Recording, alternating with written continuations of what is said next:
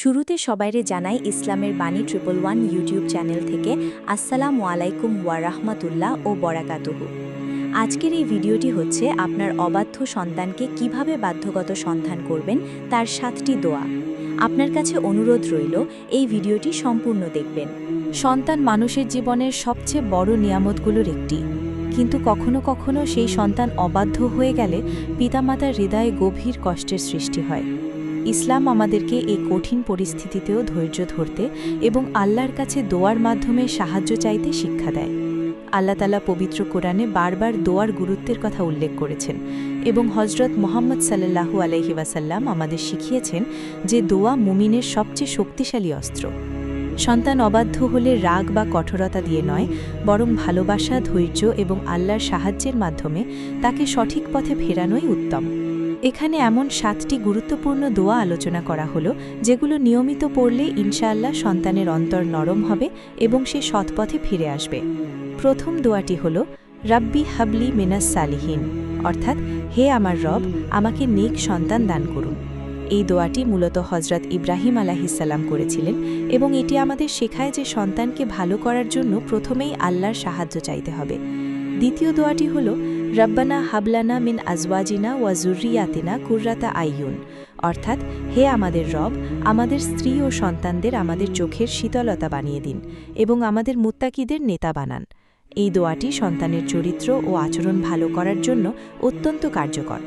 তৃতীয় দোয়াটি হল আল্লাহুম্মা আহদিনা ওয়া আহদি আউলাদানা, অর্থাৎ হে আল্লাহ, আমাদের হেদায়াত দান করুন এবং আমাদের সন্তানদেরও হেদায়াত দান করুন।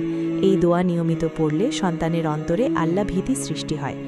চতুর্থ দোয়াটি হল রাব্বি জাআলনি মুকিমাস সালাতি ওয়া মিন যুররিয়াতি, অর্থাৎ হে আমার পালনকর্তা, আমাকে নামাজ কায়েমকারী বানান এবং আমার সন্তানদের মধ্য থেকেও নামাজ কায়েমকারী বানান।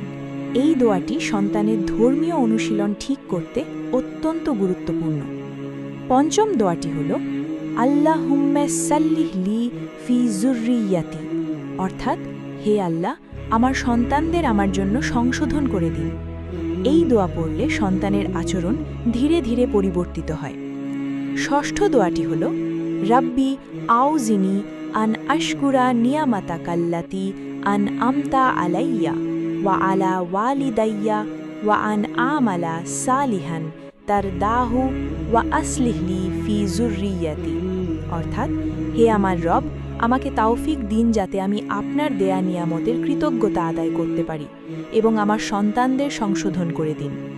এই দোয়াটি কোরআনে উল্লেখিত একটি শক্তিশালী দোয়া, যা সন্তানের উন্নতির জন্য অত্যন্ত উপকারী।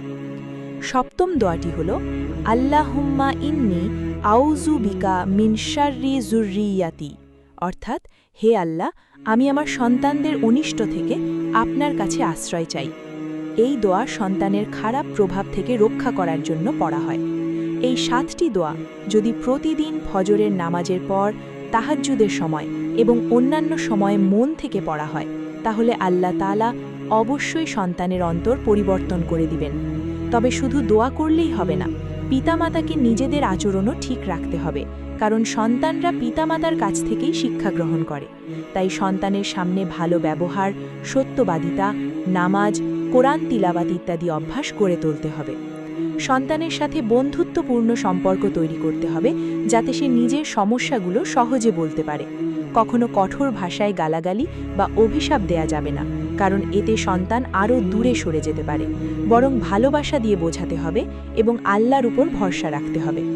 মনে রাখতে হবে, হেদায়েতের মালিক একমাত্র আল্লাহ, তাই দোয়া এবং ধৈর্যই হল সবচেয়ে বড় সমাধান। অনেক সময় দেখা যায় দীর্ঘদিন দোয়া করার পরও ফল পাওয়া যায় না, কিন্তু তখনও হতাশ হওয়া যাবে না, কারণ আল্লাহ ঠিক সময় সব কিছু ঠিক করে দেন। তাই নিয়মিত এই 7টি দোয়া পড়ুন, সন্তানের জন্য কান্না করে আল্লাহর কাছে চাইুন। ইনশাআল্লাহ একদিন আপনার সন্তান সঠিক পথে ফিরে আসবে এবং আপনার চোখের শীতলতা হবে। আবারও সবাইরে জানাই ইসলামের বাণী 111 ইউটিউব চ্যানেল থেকে আসসালামু আলাইকুম। চ্যানেলটি অবশ্যই সাবস্ক্রাইব করে রাখবেন।